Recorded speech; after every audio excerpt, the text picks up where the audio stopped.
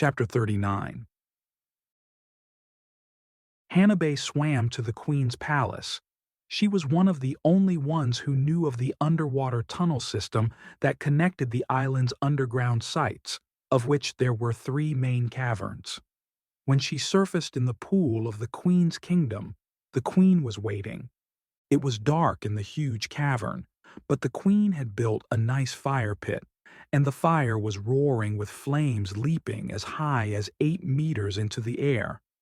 The shadows in the cavern were ominous to Hanabe, mostly because she imagined there were all sorts of creatures hiding in those shadows. While she wasn't prey, given her size and bulk, at night, when she entered the queen's palace, she preferred to stay in the pool. Sorry to disturb you, Your Highness, but when were you expecting to make your announcement? There's quite a large gathering forming outside. The queen glanced up to the ceiling. I'm waiting for our new king to arrive. He should be here momentarily, I imagine. Should I simply tell everyone that you are making an important announcement tonight and everyone should stand by? That would be one way to do it. Very well, I'll take care of it. Please join me for a little refreshment before you go. The queen said. We have time. Hanabe slipped out of the pool with minimal effort and crawled to the queen. The fire feels good tonight. Hanabe remarked, trying to keep her voice steady. Have you ever seen a basilisk? The queen asked, drumming her fingers on a table. She sat on a gilded throne that was old and crumbling. Every time she shifted her position, the throne would release some poof of dust as its marble was deteriorating with her weight. A snake? No, not a snake. A basilisk. The queen repeated. Then, no, I don't think so. Why do you ask? As the question came out of her mouth, she wished that she could have pulled those 4 words back. There are very few sightings of the basilisk. None have been reported on the island.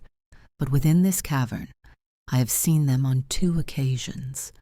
And the one piece of advice I have in the event it shows itself, do not look them in the eyes. Hanabe murmured, looking around. She almost asked why, but was hoping they could find something different to talk about. Anyway, I was going to save these fish fillets for Obsidian, but since he's late, and you're here, you might as well have some. Please.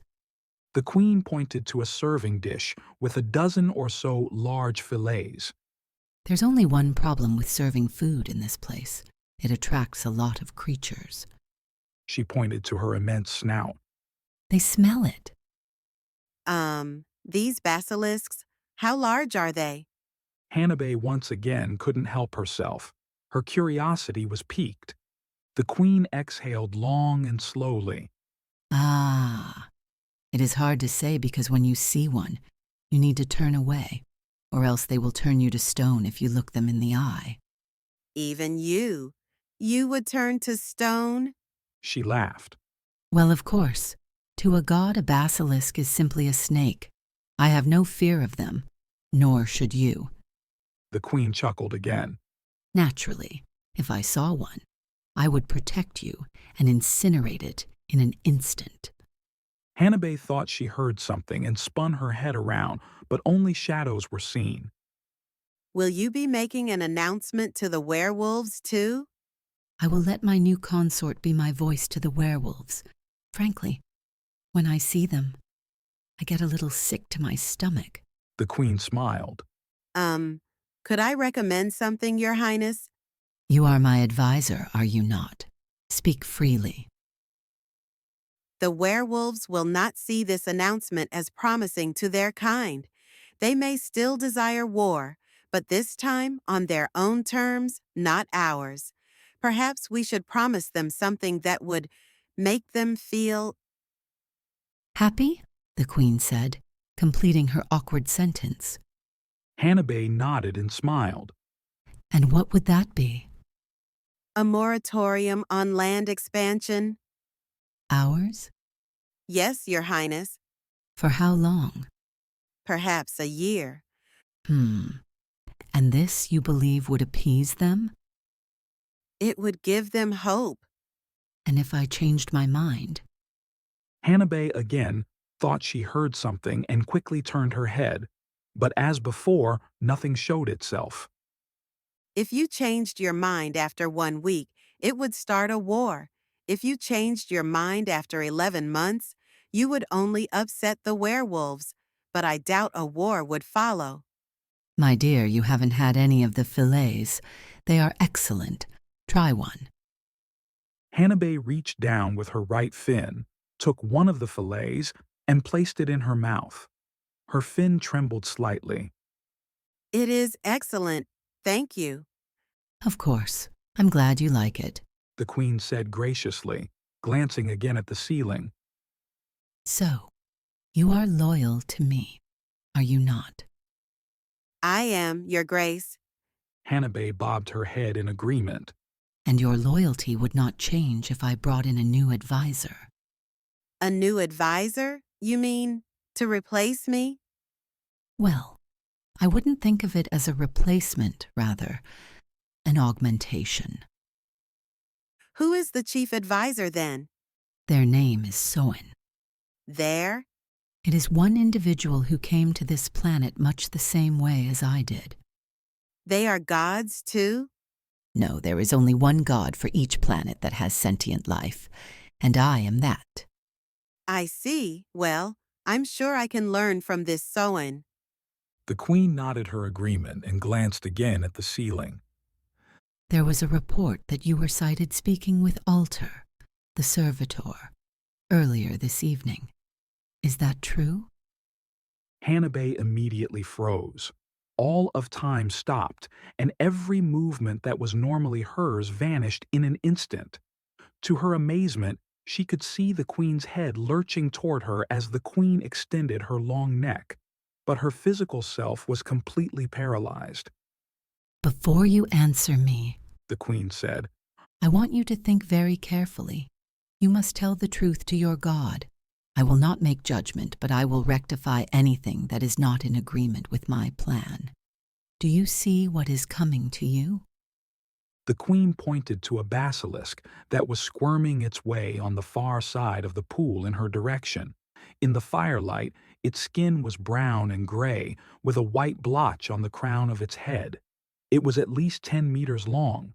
Hanabe couldn't even tremble. She suddenly realized that she should close her eyes, but when she thought about doing so, nothing happened. The basilisk kept coming, perhaps even faster, as it could plainly see that Hanabe was incapacitated.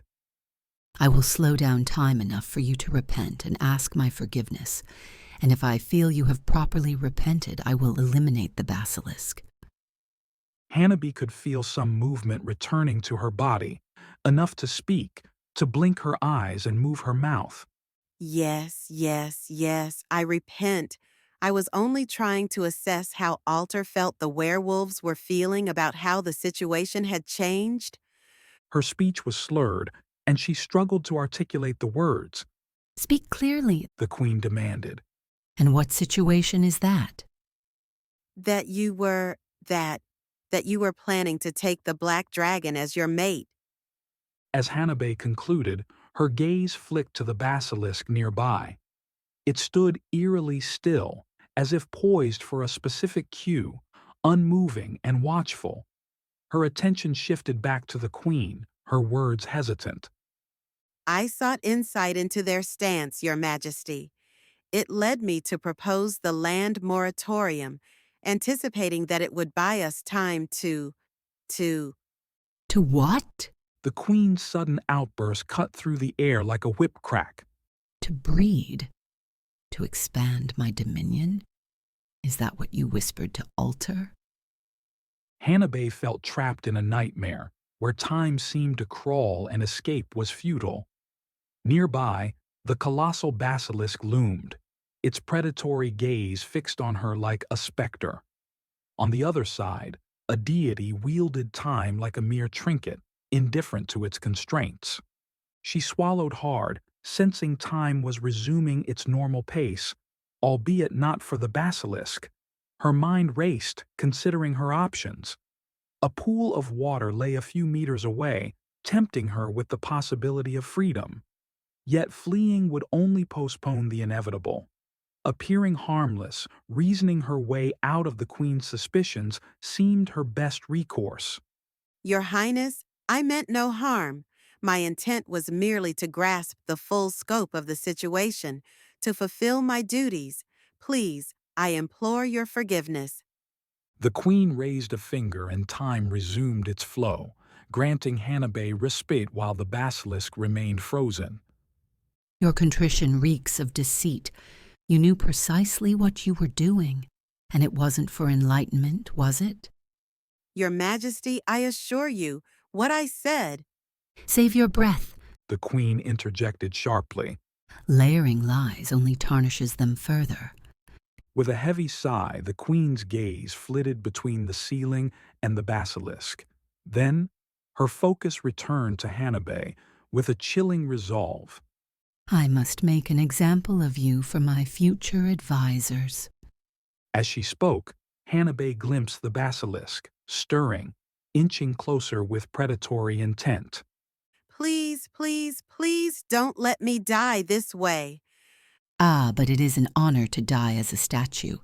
You will be seen by all who come here to my palace. You may even be admired by some. Hanabe narrowed her eyes, wondering what the queen was talking about.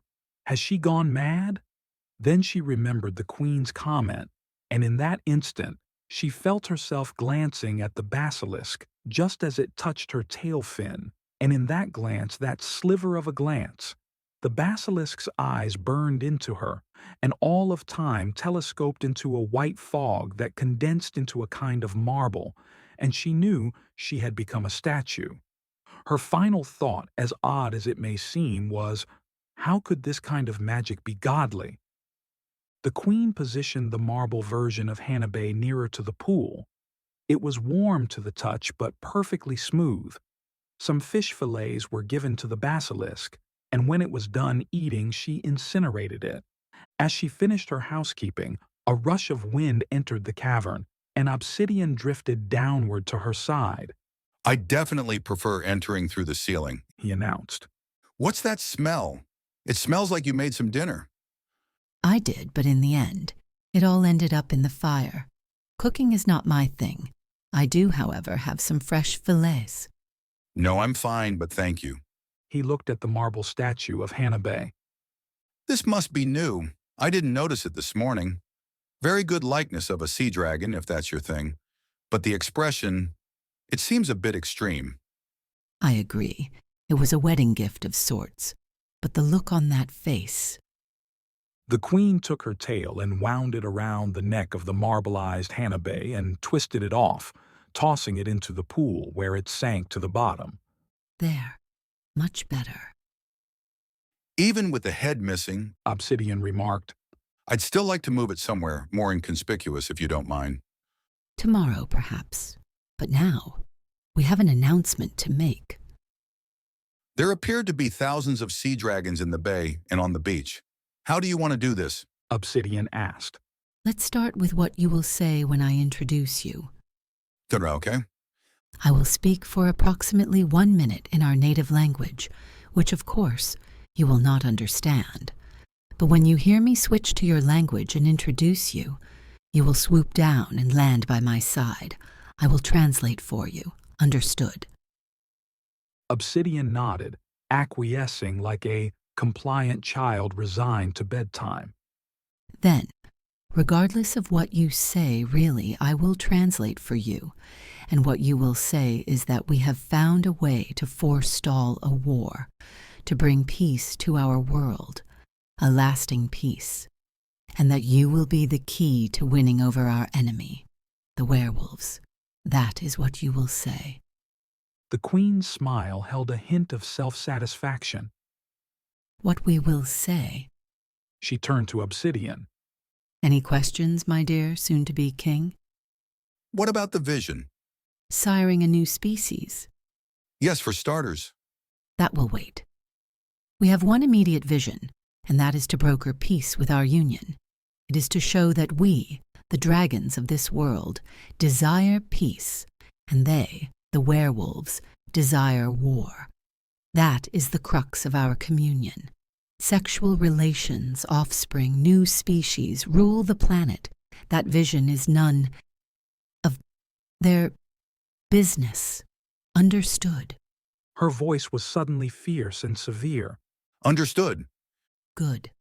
I will take the water tunnels, and you will take the ceiling.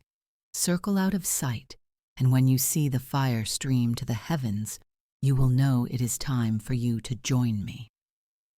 The queen extended her neck, placing her head upon Obsidian's head and kissing the top of his head.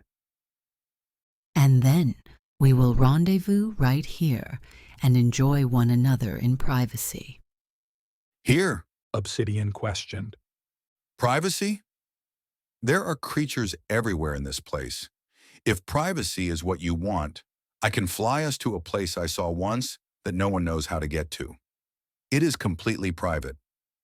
The queen retracted her head, batting her eyelashes like a young girl confronted for the first time with the prospects of love.